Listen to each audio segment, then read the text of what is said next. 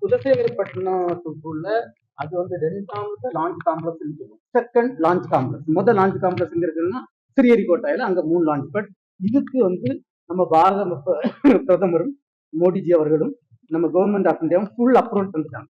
வந்து அங்க வந்து நம்ம தமிழ்நாடு கவர்மெண்ட் இருக்காங்க இல்லையா, அவங்க வந்து எல்லா லேண்ட் எல்லாமே அக்யூர் பண்ணி கிட்டத்தட்ட 95% லேண்ட் அக்யூர் பண்ணி தந்தாச்சு.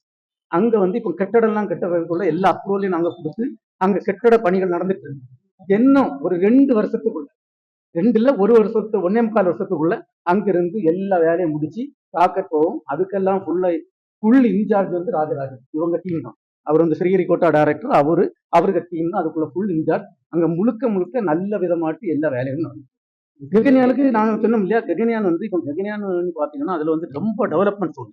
ஒன்னு rocket development, human rating of the vehicle.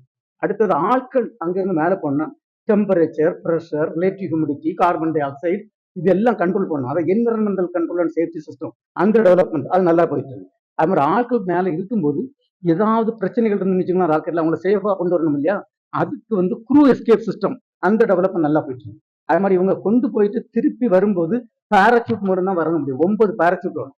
அப்படிதான் வந்து சுனிதா வில்லியம் எல்லாம் பார்த்துருப்பீங்க இல்லையா, வந்து இறங்குனதை.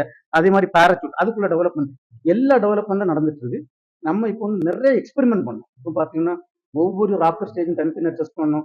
கிட்டத்தட்ட ஒரு 75% டெஸ்ட் தான் நாங்கள் கம்ப்ளீட் பண்ணியாச்சு. மீதி ஒர்க் எல்லாம் நடந்துட்டு இருக்கு. ஆளை அனுப்புறதுக்கு முன்னுக்கு 3 ஆள் இல்லாத ஏவூர்தி அனுப்பி நம்ம படிக்கணும். அதுல உள்ள ஏவூர்தி அனுப்புறதுக்கு நாங்க இப்போ எல்லா வேலைக்கு சேர்த்துக்கோம். ஸ்ரீஹரிகோட்டால அதுக்கு அசம்பிளி ஒர்க் எல்லாம் நடந்துட்டு இருக்கு. இந்த வருஷம் அது நடக்கும். இது சக்சஸ் ஆன உடனே 2ஆமத்துக்கு போகும். 2ஆமத்துக்கு சக்சஸ் ஆன உடனே 3ஆமத்துக்கு போகும். அது எல்லாம் ரிவ்யூ பண்ணிட்டு நம்ம எல்லாம் ஃபுல்லா சாட்டிஸ்ஃபைடுன்னா ஆளா